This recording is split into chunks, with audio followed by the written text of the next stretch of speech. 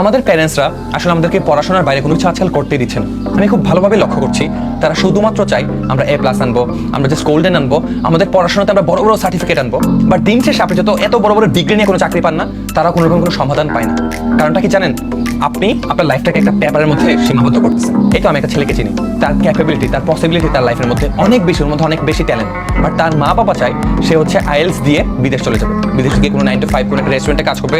তার মা বাবা নাকি এটাতেই খুশি। বাট ছেলে চায় না ছেলে বিদেশে গিয়ে এইসব জিনিসপত্রগুলো করবে। বাট তার বাবা চাই সে শুধুমাত্র এই জিনিসটাই করবে। কোনোভাবেই তার বাবা হচ্ছে মানতে নারাজ যে এইগুলো বাদে অন্য একটা কেরিয়ার আছে। একটা সময় পর যখন সেটা বুঝবে যে ওর লাইফটা রং ছিল, ও নিজের ডিসিশনটা নিতে পারে নাই, ওর বাবার ডিসিশনে হচ্ছে এই জিনিসগুলো করছে, তখন সে রিগ্রেট করবে, বসে তার বাবাকে ব্লেম করবে। তখন আর কোনো কিছু করারই থাকবে না লাইফে, হতাশা ছাড়া। আমরা আমাদের লাইফের সঠিক ডিসিশনগুলো নেই না, আমরা আমাদের মা বাবার উপর ছেড়ে দেই যে আমার মা বাবা চাই আমি ডক্টর হতে। ওকে, আমি কি হতে চাই?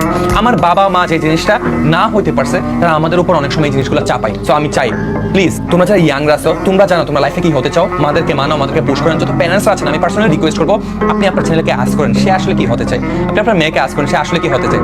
আপনি যা চাচ্ছেন, আপনি যে জিনিসগুলো করতে পারেন নাই তা তার উপর চাপাই দিয়ে তার লাইফটা শেষ করে কোনো মানে হয় না।